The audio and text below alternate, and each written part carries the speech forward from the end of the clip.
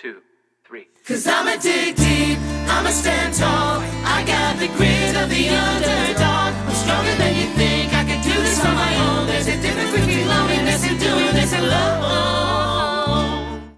Welcome to the DC Music Rocks podcast presented by Capital Groove Collective, elevating the sound of the DMV one conversation at a time. I'm so happy that today's featured artist is here with us today. She sings from her heart and her soul. And when you hear her sing, you know exactly what I mean. She's been studying music and performing on stage since the age of 4.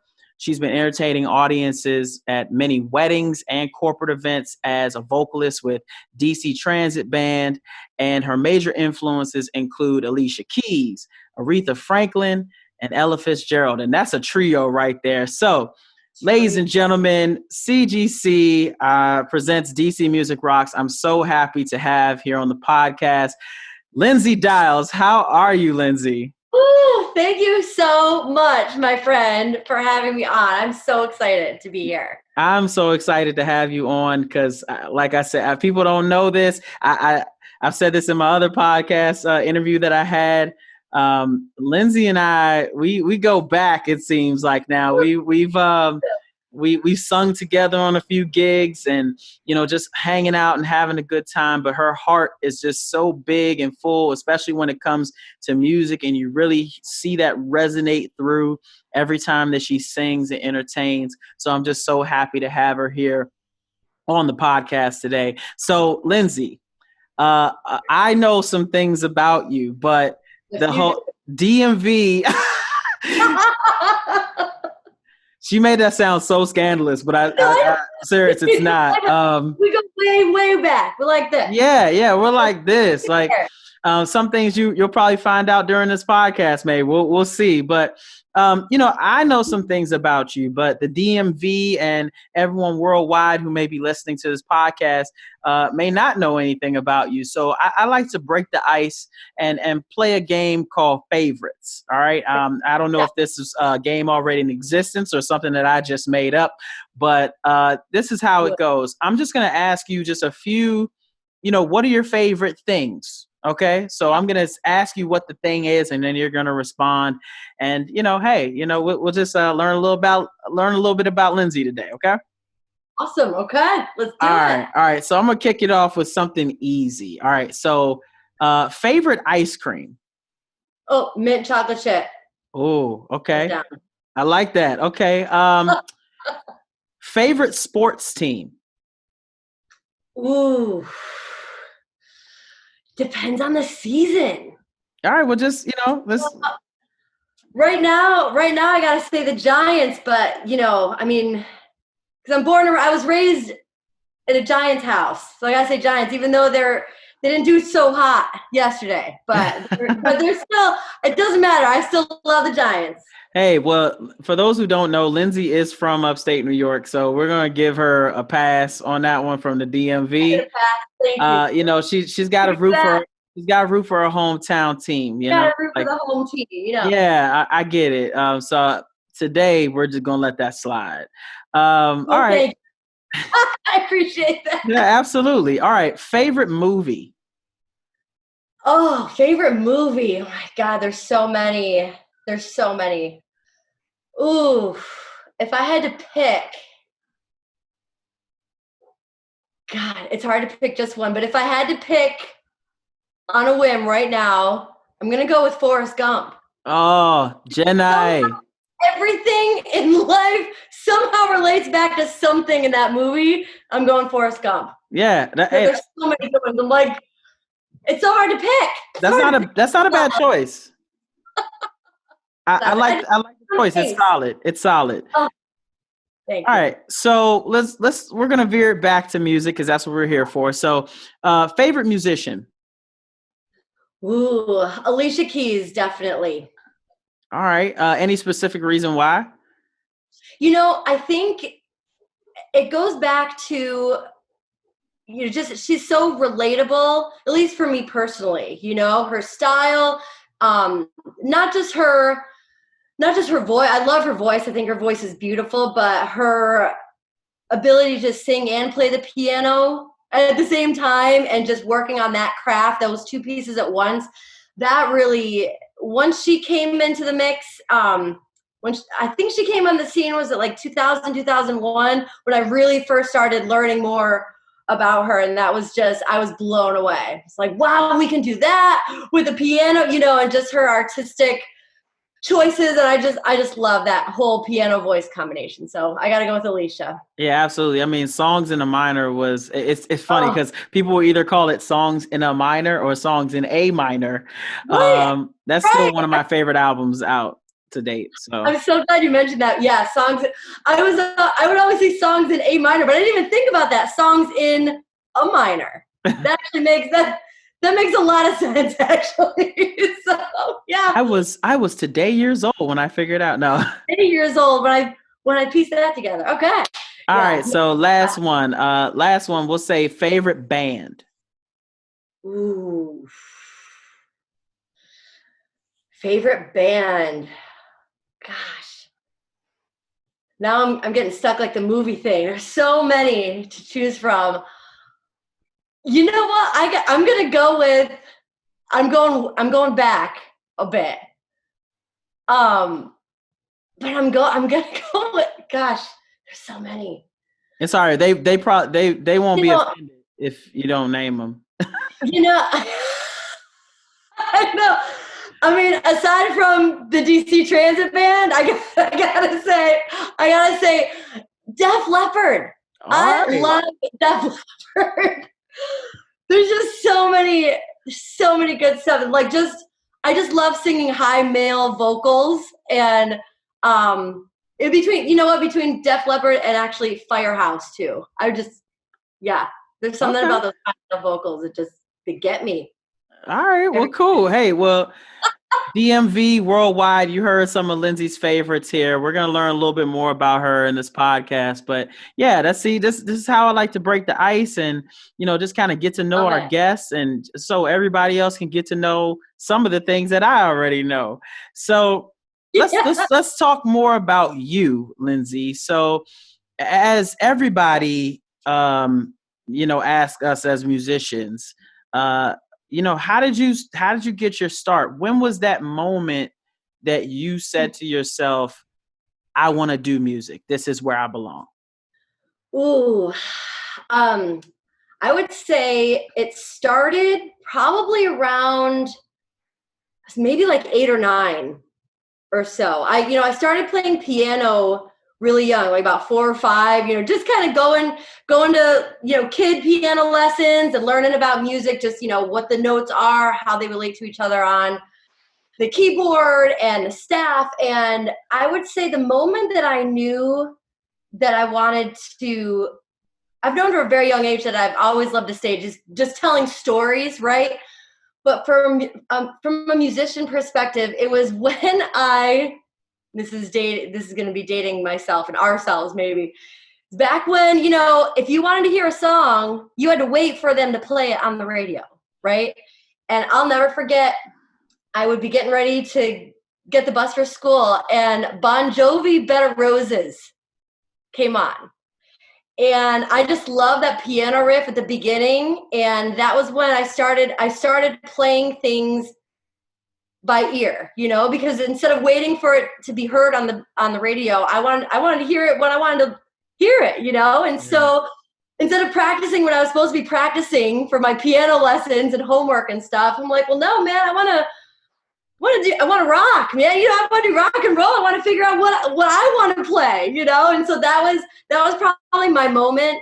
There were several, but that was probably the very earliest I would say that I knew, like, I need to do this for sure. Like, this is something that I love. Yeah, I hear it all, the joy in your voice when you talk about it. And that's one of the things I think that every musician can lean on, is when you find that moment when you really say to yourself, like, wow, you heard something or you felt something that really got you into what we do. So with that being said, as we alluded to, you're from upstate New York. So what brought you to DC? I came to DC for a 2-week summer stint teaching theater for a summer enrichment program. And it was in Fairfax County, Virginia.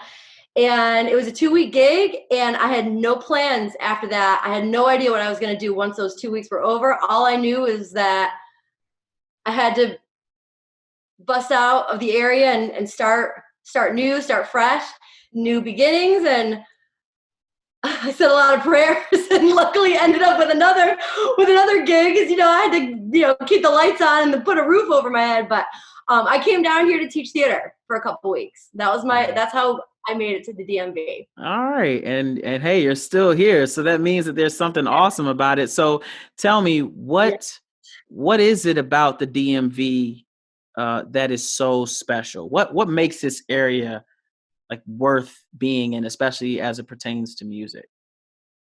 I love this area not only for just the great opportunities that are around here, just across the board. There's a really good, diverse mix of people here. People from all walks of life, all different backgrounds and personalities, and it's so diverse that I love it. And it's so different from where I grew up as well. And just with the opportunity, not just musically, but just in this area, I was thinking when I first moved here, just the economy, the opportunities for just to have work, was what drew me here. Of course, the type of work helped, of course, but the people, the vibe, it's just, all these different neighborhoods, you get a different vibe no matter where you go. And that's what I love about it, is you're not really married to one specific neighborhood or vibe in one area. It's like, oh yeah, the DC area is filled with lots of different unique vibes. And that's what I love about it, is because there's so much authenticity here. Yeah, absolutely. As another guest alluded to, there's a lot of diversity here, which is great. Do you think that the DMV gets enough recognition musically? I don't think it does, to be honest. I think it's more so now, but I think the DC area is finally on the map with music stuff. I think probably in the last few years, to stick out like a New York or an LA and even Atlanta, right? But I think DC is definitely on the map now, and people are starting to really know about it and say, oh yeah, there's musicians out of DC, like it's starting to get that flavor back up like a New York or an LA, because for a while it was like, oh, if it's not New York or LA, those are like the two main hot spots, right. And now you're going to see some other areas popping up too. So I think we're finally on the map, and we're digging in, and I think there's a lot that has come out of that.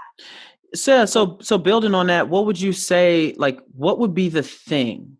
Like, okay, you're talking about, DC music, DMV music, like being there now, like we're kind of in the thick of it now. But what would you say would be the thing that would put us right there with New York and LA, or even above those cities that you mentioned? What would be that thing that would make us say that?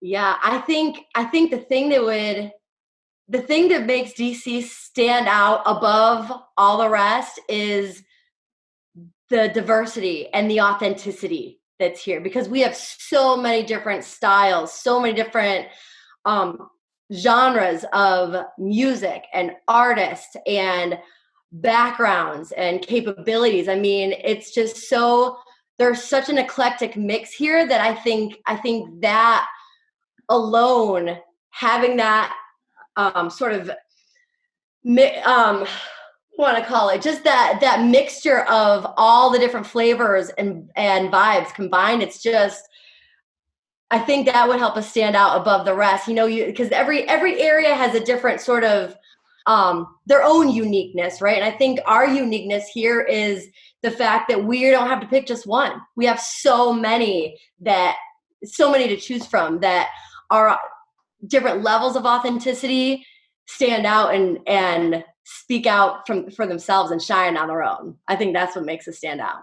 Yeah, that's very true. I mean, and hopefully, like we'll start to see that recognition rise even more in the coming years, months ahead. But you talked about diversity, and I wanted to go back and of course you're on this podcast. We want to learn more about you as the artist, right? So you mentioned that your three influences are Alicia Keys, Aretha Franklin, and Ella Fitzgerald, right? All icons in their own right, but all three do have something very different. That's a very diverse influence, right? So can you, like, I know you talked about Alicia Keys a little bit earlier, but can you go into a little bit more detail about why those three? What was it about those three that really, influenced you to really do this?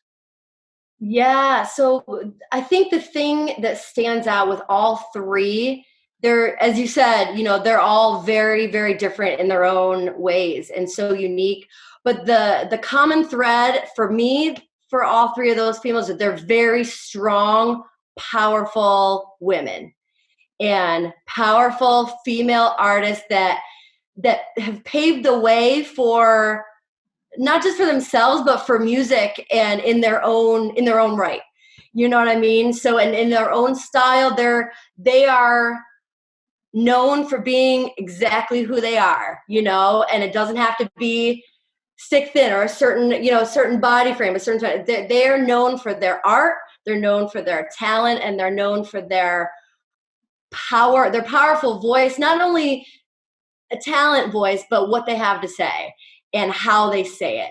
And I think that's really the commonality among the three that really stick out for me and how they shine in their own different ways. Wow, you just segued to a very important thing that every artist, I think, asks themselves at one point in time. And that I want to ask you is, you said they all are powerful, not just in their vocal delivery, but what they have to say. So what does Lindsay Diles have to say? Ooh.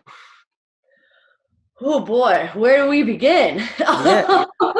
We can, as Julie Andrews said, the beginning is a very good place to start. Yes, it's a very good place to start.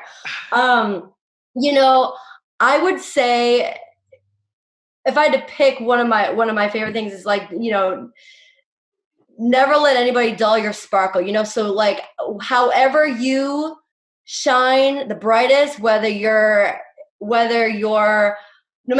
matter how you shine, make it your own and rock it, without any constraints, without any muzzles on you. You say what you need to say and how you want to say it and express yourself in the way you express yourself, and just be unapologetically you.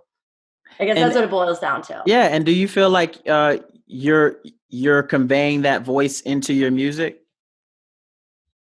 I'm trying to, because then I have a lot of moments myself where I get a little, I'm nervous to put my own stuff out there as well. So I have a constant inner battle with that too. But I try not to censor myself. Anything that I put into my music, anything I'm writing, anything, whether it's melodically, chords wise, but especially with lyrics, it's always from the heart, and it's always based on something that I'm either going through currently or something that I went through recently. But it's always from speaking from the heart and not trying to make it sound like anybody else's except my own, because I don't know what other people's experiences are. Because I only have my own experiences to speak from, so I try and make it as honest and as authentic. And you had a very vulnerable experience that you wrote a song about. And, honestly, if people listening to this podcast haven't heard it already, Lindsay came out with a song. It was about last year. Correct me if I'm wrong.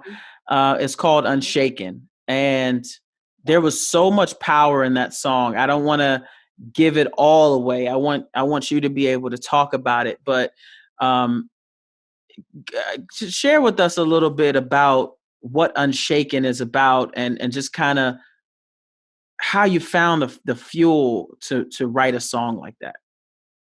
Cool. Thank you for mentioning that. Yeah, it really goes back, and I'm going to back up a ways that I think will help make more sense as I tell this story. And it really starts into, the second piece, where alluding back to your question from before, where how did you know that you were sort of meant to take on music and stuff? And I realized, as I started growing up through, like middle school, really, that's a really tough age. I had a lot of, I struggled a lot. And so I found a lot of times what helped me, I would write things, they say, write things in a journal, things like that. I didn't really write things in a journal, but I ended up writing what were poems at the time. And what I didn't realize is that those poems, I was getting my feelings out in a constructive way. But what I didn't realize is those poems were really song lyrics. All I needed was a melody. And so it's something that I've always done to get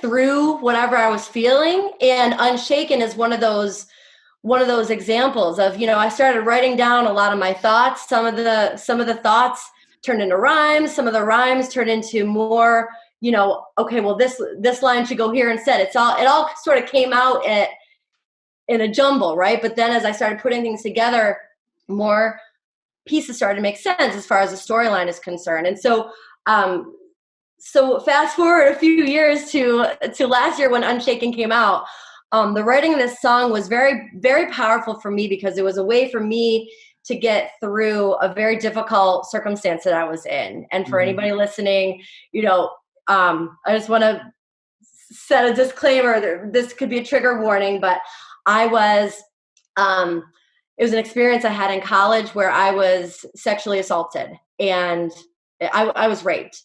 And for me, that for anybody is unimaginable to go through. And so there were a lot of things that I dealt with having experienced that led me down different paths where I knew I needed to do something constructive to help heal. And so in order to do that, I went to different angles, different areas, I had a myriad of things that I tried to heal, and music was the most powerful thing that helped me, that always helped me in the healing process. And writing that song, it was a way for me to get through my feelings. But what I didn't realize until it came out, until I sort of ripped the Band-Aid off, like, okay, we're doing this, and because it's scary to release something that you put so much heart and soul into and personal experience. I wrote it as a way to get through my feelings. What I didn't realize is it ended up also being a way to get through, to help others. It was something that helped me to heal in the process of writing it. And then in the process of sharing it, it also helped as part of a healing process. And what I didn't realize is some of the feedback that I received back from other women is that, there was a sort of a bond that ended up happening. And this bond, it's, they say, the way we heal on our own, but it's helpful to heal in the presence of others. And there's power in that, being able to relate to someone who has gone through something similar. And so that's where Unshaken came from, is really, it started just me putting things on paper, putting these words and these feelings to a melody, and then adding chords, and then we had a song. And so it was just a way for me to get through to my own feelings, but also helping to get through to others who have experienced that awful thing as well. Yeah. And that was it was a very powerful message that you conveyed in that song. And I remember actually being in the studio with you that night when you recorded it. That was and pure fate. Yeah. Seeing the emotion that you pushed out to get that song exactly where you wanted it to, I know that couldn't have been easy. And I know that took a lot of guts. And so, on behalf of anybody who's ever been through something, all levels of trauma, thank you. Thank you for doing stuff like that, because for us as musicians, I feel like that's the platform we carry, right? We have these moments where we're so vulnerable, and whether it's us talking about ourselves or a story that we heard and we just happen to, make it a little musical. But I also wanted you to go into kind of how, building off of that, how you took that moment, that experience, and you made it into this sort of anthem of empowerment, because you actually worked with an organization and partnered with an organization for that song, right? Yes.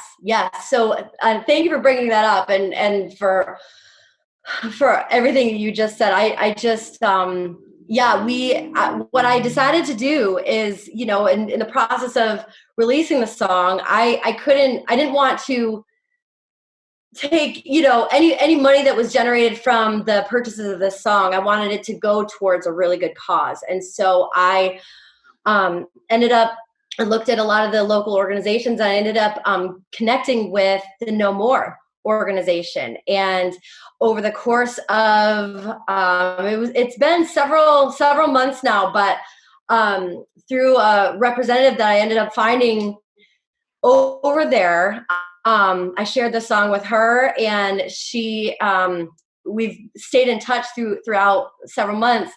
And she wants to do something in the new year to help give a voice to both men and women who, anybody who has been through situations like that. And so what I decided to do was donate all proceeds from the purchase of that song to the No More organization to help prevent this crime from happening to others in the future. And so I always focus on, April is Sexual Assault Awareness Month. And so throughout the month of this past April, I use that as a vehicle to help raise money for that organization. And together with not just sharing the song, but sharing just the experience and music and the power of music to be used for such tremendous healing, we were able to raise over $1,500 for the No More organization.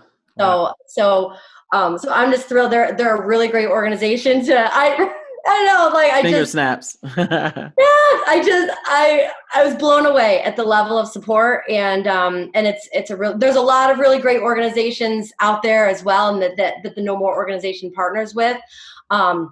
And so that is where we're channeling, and I'm hoping to have something to share soon in the new year. I'm meeting with the representative to hopefully do something more in 2021. So more details on that as soon as I know, then I'll share it with you, because it's really exciting, the support. Absolutely. This is an example for all of our listeners out there that, the power that music has, the power of a message and a voice to, take something that somebody sees as a very traumatic experience and make it into something that inspires others and encourages others. So Lindsay, thank you so much for putting yourself out there to do that. And, I think it's just a story that everybody needs, especially in times like this in 2020, over all of that.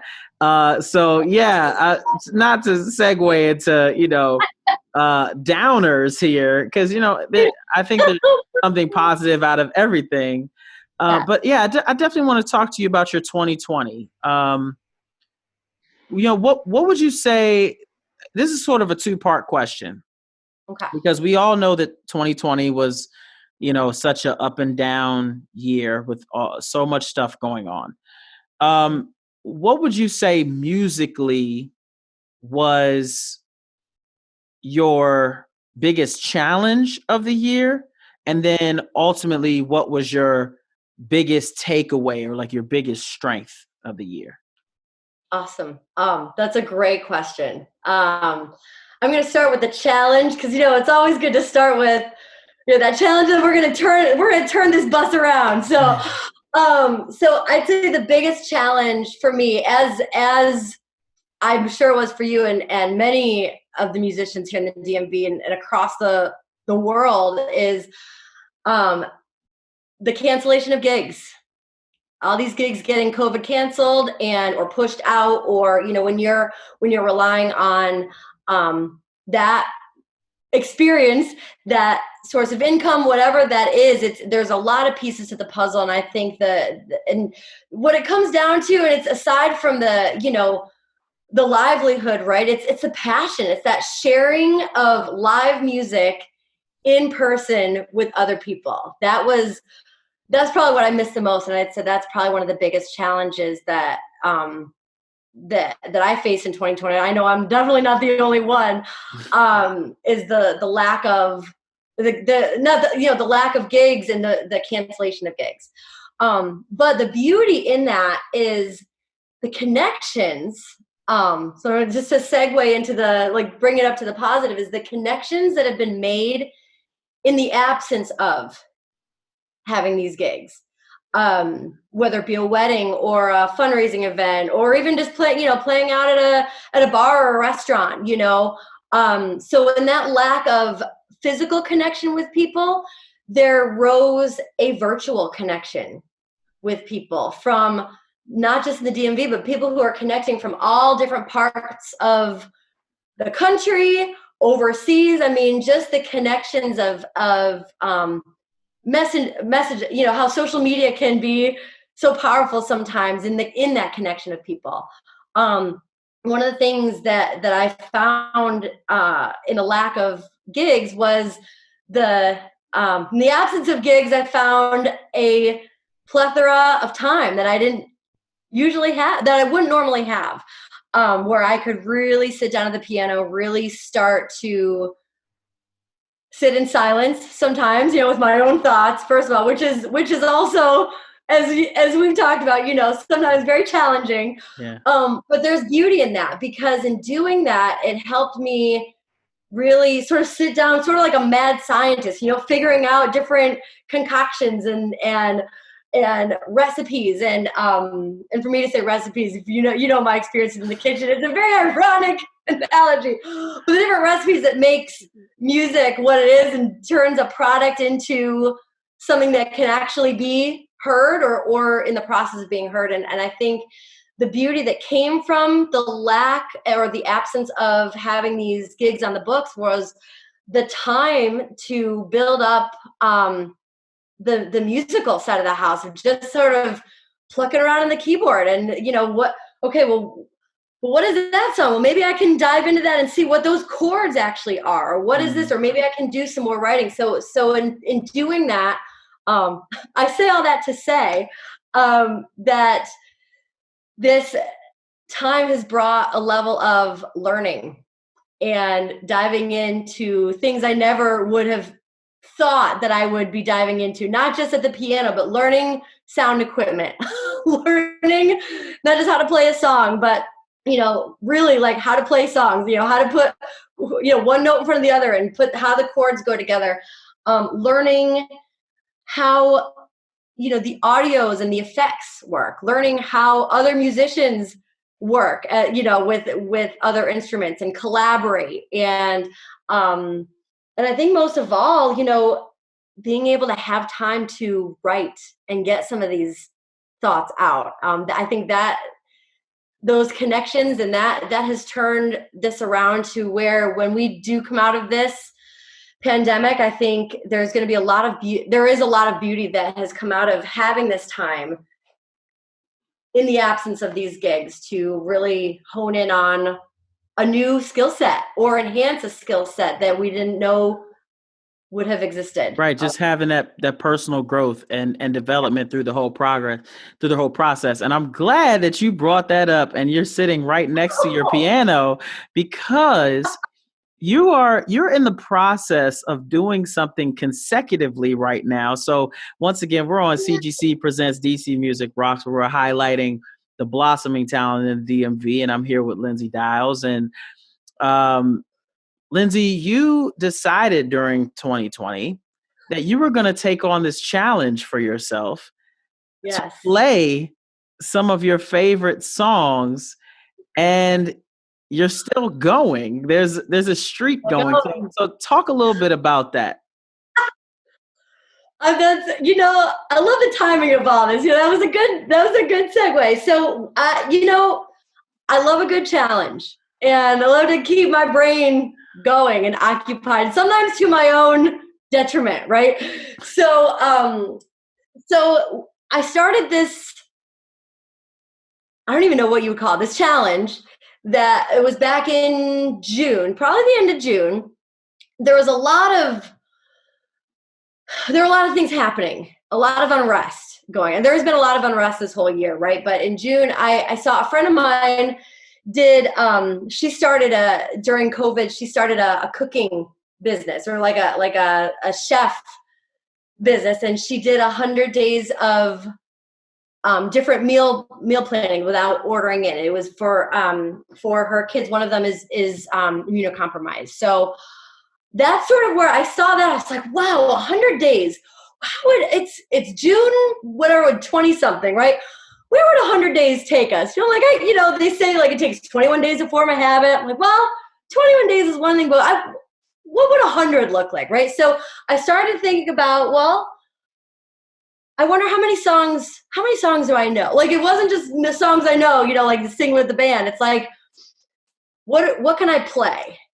I'm like, well, I don't really know about that. Let me start taking inventory, So it started going into just like little pieces of the puzzle and like stuff that I used to play out in a duo format when we would play shows. And then I thought, you know what? Actually, I know a few songs. Okay, so the couple songs turned into 10, and then the 10 turned into 20, and then 20 we ended up at 100 somewhere around October, I think it was. So it's just these little, as you know, Instagram, you've got 1 minute, and that's it. You got a 1 minute limit. I was like, I'm going to take a minute of each song.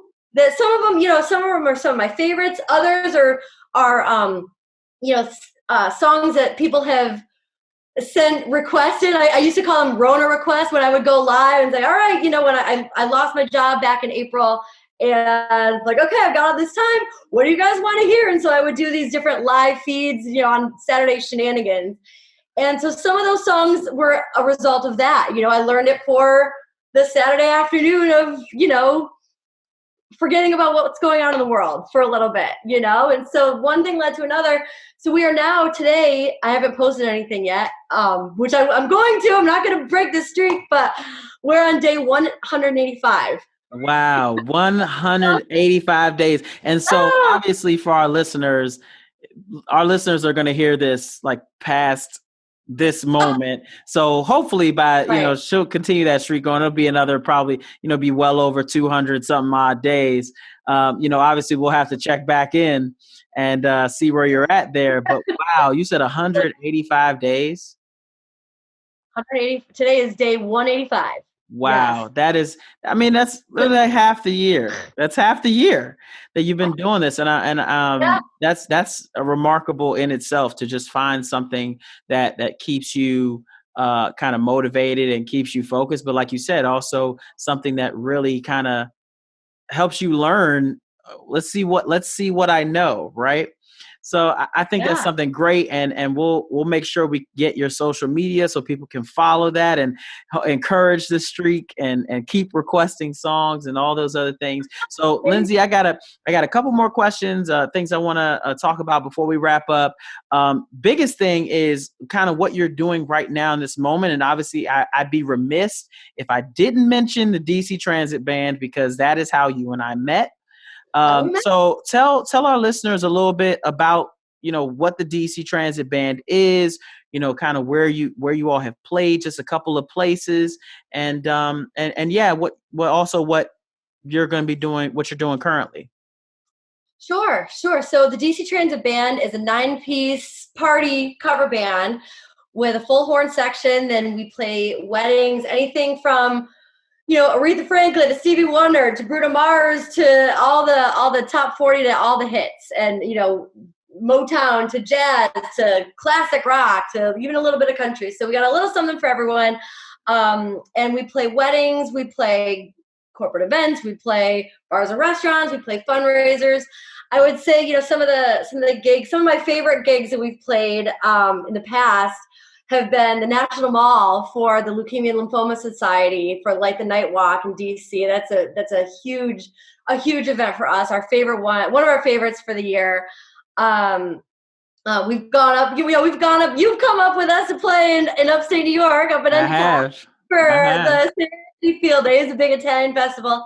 But we've played a lot of weddings and a lot of really, really special occasions that have been really, really meaningful. And like I said, it just goes back to that connection with people and making a difference, making an impact in someone's world, in someone's day, in someone's event in their lives, and make it special. And so that's the DC Transit Band. It's a fun party band, a great group of guys and gals. So there are two of us females now in the DC Transit Band. Our keyboard player Natalie, who's now we're the duo of females in the group of guys. So no, it's a great group of people. Well, shout out to DC Transit Band. Shout out to DC Transit Band. Love y'all so much. Them.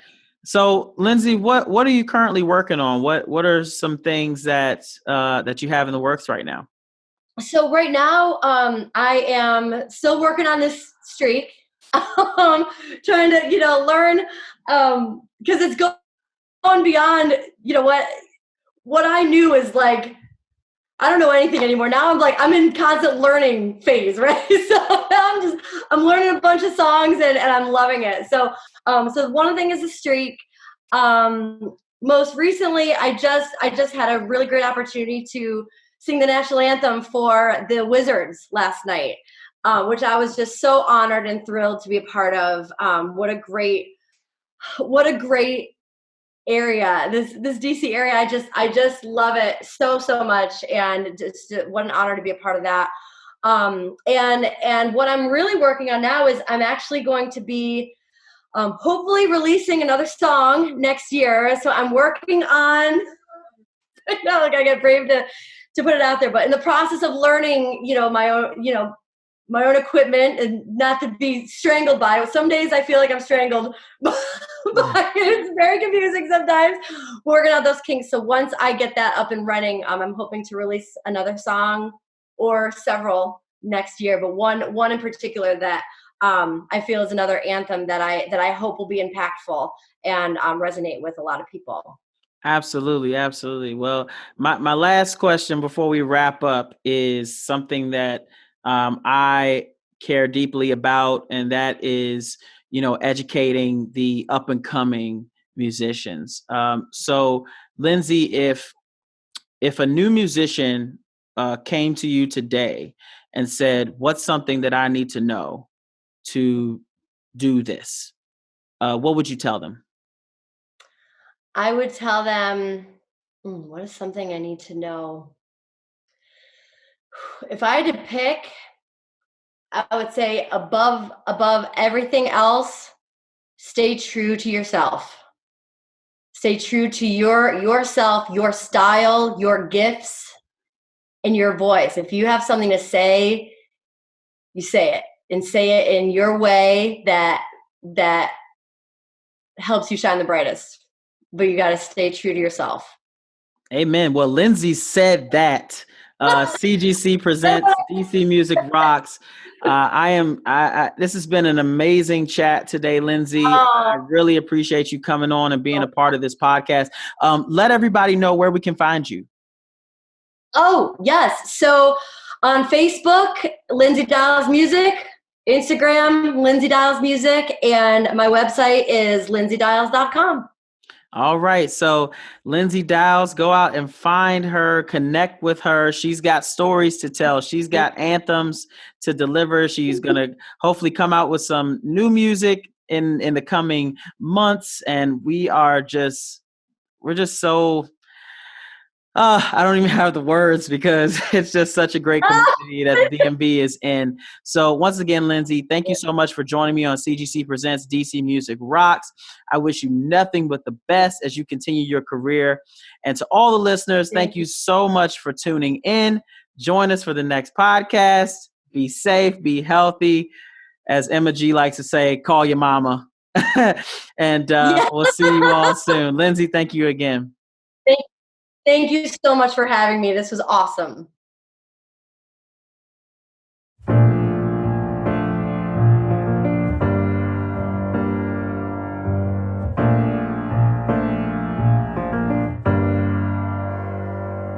I was going about my life just fine.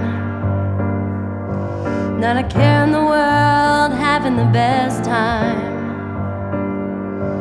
Then you came along with your poisonous wine. Assured I was safe, how could I be so blind? Years go by and I still see his face. These memories just cannot be erased. Deep inside my mind is a horrible place. My body was my temple, and now it feels like such a waste. So I go back, and he comes back, and I know that I've grown stronger, but he can't see that. It's been so long, memories are still strong. You go about your life just fine. What you did to me was wrong. Over and over it replays on my mind. Over and over, just can't leave it behind. Over and over, I keep telling you I'm fine. How could this happen to me? You really crossed the line. People turn on you and ridicule your secrets out today. Go through your day in a haze, pretending everything's okay. And they judge you, but what do they know anyway? What happened is not your fault. You didn't have a say. Can't escape your thoughts, constantly in your dreams. I swear to you, it's not as bad as it may seem. You have no idea the horrible things that I have seen. What really happened last night? Why did he have to be so mean? So you fight back, but he comes back. And you tell him no, but he just doesn't hear that. Scared he'll come back, not sure how to react. They tell you that you'll be just fine, but you don't need that. All of these years, smiling through tears, paralyzed by fears, screaming inside but no one hears. Lies and then stalking, drugged instead of walking, sick of people gawking. I've had enough, I'm finally talking. Never going back, he's never coming back. I'm stronger now than ever, everyone can see that. Anger may have faded, let your mind be persuaded. Still feeling kind of jaded, a stronger woman now you made it. Over and over, you took too much of my time. Over and over, drowned my sorrows with wine. Over and over, finally saw the signs. You can't do this to me. I know I'm gonna be fine. Unshaken, not stirred, not broken but heard. Fearless and reassured, I finally got the last word.